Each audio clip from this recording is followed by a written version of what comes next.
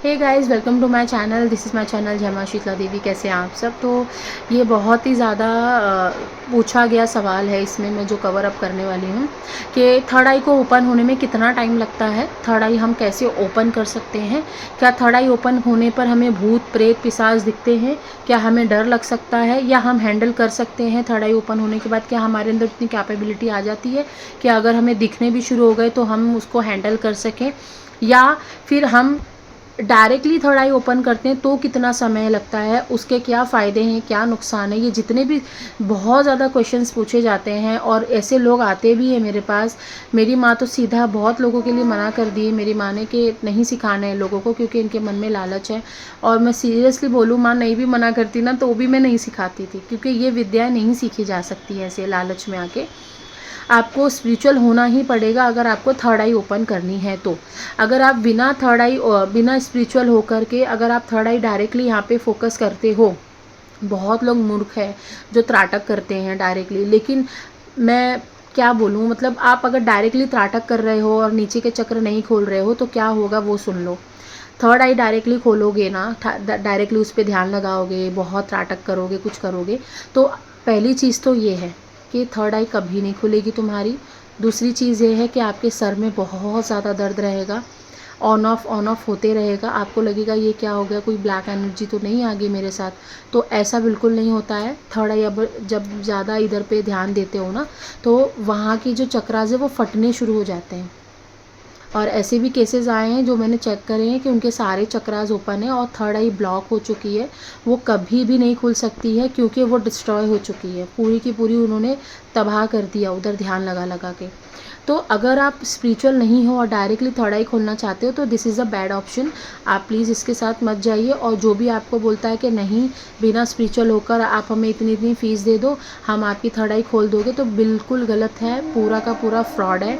उस चीज़ में मत जाइए, क्योंकि ये जो दिव्य दृष्टि है ये एक देवी देवता का प्यार है, देवी देवता की ब्लेसिंग्स है, आशीर्वाद है, ताकि आपके साथ कुछ गलत ना हो सके और आप सब चीज़ों को देख सकें।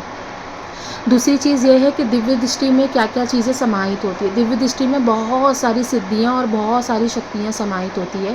पहली होती है भाव दृष्टि, दूसरी होती है इंट्यूशन पावर। जैसे मान लो आपको आभास होना शुरू हो जाता है, सपने के द्वारा बैठे बैठे मैसेजेस मिल जाते। एक होता है टेलीपैथिक कम्युनिकेशन, कि आप घर में बैठे हो मुंबई में और यूपी में आपकी मम्मी बैठी है, तो आपने वहाँ पे अपना थॉट भेजा, कम्युनिकेशन करना चाहा, तो एक टेलीपैथिक कम्युनिकेशन आप कर सकते हो, जिसके द्वारा वहाँ पे वो क्या कर रहा है क्या नहीं कर रहा है वो आप पता कर सकते हो। या एक तरीके से उनको एक बोलते हैं ना, सेफ्टी के लिए भी मैसेज भेज सकते हो या एनर्जीज भेज सकते हो। ये भी एक प्रकार की सिद्धि होती है। एक सिद्धि होती है शरीर पे माँ आ रही हैं, बाबा आ रहे हैं और वो सामने वाले के बारे में उसके संकट काट रहे हैं और उसको उपाय दे रहे हैं कि भाई तेरे ऊपर ये चीज़ है, ये कर लेना, ठीक हो जाएगा। ये भी एक प्रकार की सिद्धि होती है। ये सब हमारी सिद्धि थर्ड आई से जुड़ी हुई होती है, क्योंकि जब तक आपकी शक्ति मूलाधार से दिव्य दृष्टि पर आकर नहीं बैठेगी, ना वो दिव्य दृष्टि ऊपर ओपन हो सकती है, खुल सकती है, ना कुछ दिखाई देगा, ना माता रानी आपको कुछ भी दिखाने के लायक बना पाएंगी। 100 की सीधी बात है। बहुत लोगों को ये भी एक्सपीरियंसेस हुए होंगे कि दिव्य दृष्टि जब उनके थर्ड आई पर बैठती है तो उनको विजन्स आने शुरू हो जाते हैं, उनको सपने क्लियर होने शुरू हो जाते हैं, उनको माता रानी से मैसेज मिलने शुरू हो जाते हैं। उन्होंने जिसके बारे में सोचा पूरी दिन भर, उनको रात को उसके ही सपने आएंगे और उसके जुड़े हुए मैसेज मिल जाएंगे और 4 दिन के बाद वो मैसेज भी आ जाएगा। तो ये सारी शक्ति है ना थर्ड आई से जुड़ी हुई होती है। तो आपको क्या लगता है कि आपको इतनी आसानी से मिल जाएगी क्या ये चीज़ें? ये नहीं मिल सकती इतनी आसानी से, क्योंकि हम लोग कलयुग में जी रहे हैं, हमारा पूरा का पूरा एटमॉस्फियर ये नेगेटिव है। तो ये प्राप्त करने में आपको ज़्यादा मेहनत करनी पड़ती है। अब बात कर लेते हैं कितना समय लगता है। अगर आपके पास गुरु हैं और गुरु आपको सारी विद्याएं सिखा रहे हैं, जैसे मैं क्लासेस में सिखाती हूँ अपने स्टूडेंट्स को, अपने लोगों को, कि मैं उनको जैसे 1 घंटे का टाइम दे देती हूँ कि आपको क्या सीखना है। वो बोलते हैं मंत्र जाप करना सीखना है, उनको सिद्ध कर लिया है, उसको प्रयोग करना सीखना है। माता रानी को कैसे हम खुश रख सकें, उनसे बात कैसे कर सकें, तो ये क्लासेस में सिखाया जाता है। ये गुरु विद्या है। उसी प्रकार अगर आपके गुरु हर चीज़ आपको सिखा रहे हैं तो आपकी दिव्य दृष्टि को मात्र 2 साल, ज़्यादा से ज़्यादा 2 या ढाई साल में आपकी दिव्य दृष्टि पूरी अच्छे से ओपन हो जाएगी। ठीक है। प्रोसेस तो जो होता है 1 साल से ही शुरू हो जाता है, 1 डेढ़ साल से, लेकिन अगर गुरु सही है तो 2 साल कंप्लीटली आपका इसमें निकलता है कि आप दिव्य दृष्टि 2 से ढाई साल में आप अच्छे से ओपन कर सकते हो। लेकिन दिव्य दृष्टि को ओपन करने के लिए बहुत सारी विद्याएं लगती हैं। ऐसा नहीं कि एक ही मंत्र उठा लिया और उसका जाप करे जा रहे हो दिव्य दृष्टि खुल जाएगी। खुलती है, ऐसा नहीं खुलती है। एक बीज मंत्र से भी आपका पौधा पनपता है, बीज मंत्र से भी आप अपने दिव्य दृष्टि को, सातों चक्रों को खोल सकते हो। लेकिन दिव्य दृष्टि को चलाने के लिए, मतलब दिव्य दृष्टि को सिद्ध करने के लिए अलग अलग विद्याएं लगती है, ठीक है। तो वो आपको सीखनी होती है अपने गुरु से। गुरु है तो 2 साल में आप सिद्धि प्राप्त कर सकते हो, ओपन कर सकते हो अपनी दिव्य दृष्टि को। ज़्यादा से ज़्यादा 2.5 साल, किसी किसी की अलग अलग ऊर्जा होती है, कम ऊर्जा होती है तो 2.5 साल तक भी जाता है, ठीक है। तो इतने टाइम में आप अपनी दिव्य दृष्टि को अच्छे से ओपन अप कर सकते हो। अब बात कर लेते हैं जिसके ऊपर सवारी आती है, अगर उसकी दिव्य दृष्टि ब्लॉक है तो क्या करना चाहिए। जिसके ऊपर सवारी आती है और बहुत ज़्यादा रोकर आती है, बहुत ज़्यादा वो आगोश में आती है, बहुत ज़्यादा चिल्लाकर आती है, या बहुत ज़्यादा आप शरीर फेंक कर आती है, गुस्से में आती है, तो पूरा का पूरा यही संकेत है कि आपके सारे चक्र ब्लॉक हैं। तो इसमें आपको सुबह 4 बजे उठ के मंत्र साधना उठानी चाहिए या हनुमान जी की सेवा उठानी चाहिए। तो धीरे धीरे आपके चक्र खुल जाएंगे अच्छे से और दिव्य दृष्टि भी खुलने लगेगी। तो माँ आपको सौम्य स्वभाव से आती हुई दिखाई देगी, फिर वो इतनी आक्रोश में नहीं आती है, ठीक है। उसके बाद बात कर लेते हैं, क्या हम डायरेक्टली थर्ड आई ओपन कर सकते हैं बिना किसी गुरु के, बिना किसी सानिध्य में जाके, या बिना किसी और चक्रों को ओपन किए हुए। तो नहीं, ऐसा नहीं कर सकते हो आप, क्योंकि अगर आपने नीचे के चक्रों को नहीं खोला, डायरेक्टली आपने ऊपर के चक्रों को खोल लिया है, अपने छठी चक्रों को खोल लिया, थर्ड आई को, उस पर प्रेशर डाल रहे हो, तो आपके सर में दर्द होगा, डिप्रेशन लगेगा, भ्रम की जैसी स्थिति हो जाएगी, जैसे हेलुसिनेशंस होना,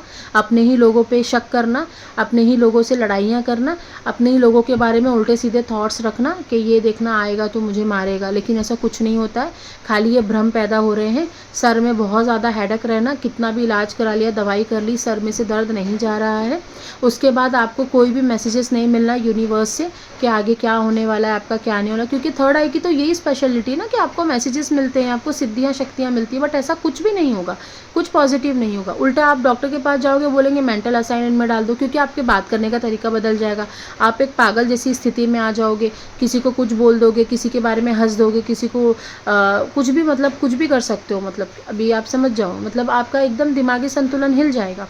तो थर्ड आई डायरेक्टली नहीं ओपन करनी है। थर्ड आई को ओपन करने के लिए आपके पास कोई ना कोई देवी या देवता की सिद्धि होनी चाहिए, या कोई मंत्र जाप की सिद्धि होनी चाहिए, या गुरु मंत्र होना चाहिए, तभी आप अपनी दिव्य दृष्टि को अच्छे से पॉजिटिव तरीके से खोल सकते हो।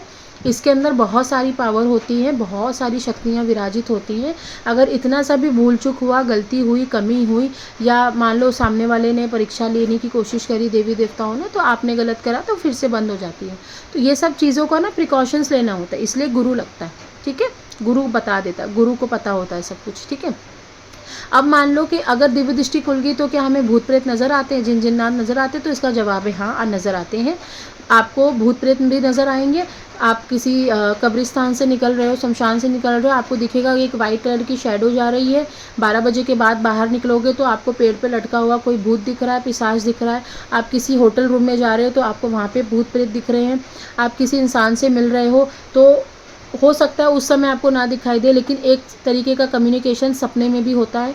आपको सपने में वही इंसान दिखेगा जिससे आप मिलकर आए हो, और उसके बाद आपके शरीर में दर्द होने लगेगा, आपके खाने पीने का इच्छा उतर जाएगा, आपको बुखार भी आ सकता है, आपको पेट में दर्द भी हो सकता है, पैरों में भी दर्द हो सकता है। फिर आप देखते हो, आप कहीं पे जाते हो, झाड़ा लगवाते हो, मंदिर जाते हो, अपना उतारा करते हो, तो आप फिर नॉर्मल हो जाते हो। तो ये चीज़ें भी लगती हैं, पकड़ती हैं। तो ऐसा बिल्कुल नहीं सोचना है कि दिव्य दृष्टि खुलेगी तो जो आप देखना चाहोगे वही दिखेगा। भाई ब्रह्मांड की सारी चीज़ें दिखती हैं। मैंने कहा ना, दिव्य दृष्टि की अपनी एक अलग पहचान है, वो अपनी पहचान नहीं खोएगी, वो अपनी चीज़ें नहीं खोगी। जैसे तुमने 10th में गए हो, 10th में तुमने पढ़ाई करी तो सबको बोर्ड एग्ज़ाम देना है, किसी के रूल चेंज नहीं होगा। वैसे थर्ड आई जिसकी खुलेगी, किसी के भी रूल चेंज नहीं होंगे, सबको भूत प्रेत, डायन, चुड़ैल, डागिनी, शागिनी सब कुछ दिखती है, ठीक है। तो इसीलिए किसी में भी बल नहीं है, ना मेरे में ना आप में, कि आप उन लोगों को देख सको, सामना कर सको, क्योंकि इंसान ही हैं हम। लेकिन जब माँ आ जाती हैं या बाबा आ जाते हैं तो आपको वो बहुत हिम्मत देते हैं उनसे फ़ाइट करने के लिए। आप देखोगे कि बहुत लोग मुझे बोलते हैं इसके सपने में ना मुझे कोई भूत अटैक कर रहा था, कोई प्रेत अटैक कर रहा था, लेकिन मेरे मुंह से ना हनुमान चालीसा जाप निकल रहा था, मेरे मुंह से ना मेरा मंत्र सिद्ध किया हुआ जाप निकले जा रहा था। तो इसका क्या मतलब होता है? तो भाई इसका मतलब ये होता है कि कोई चीज़ है जो आप पर अटैक कर रही है, आपकी दिव्य दृष्टि खुल रही है और वो चीज़ आपके ऊपर अटैक करने की कोशिश कर रही है, लेकिन आपकी सिद्ध की हुई चीज़ें या आपके देवी देवता उसको आपके नज़दीक नहीं आने दे रहे हैं।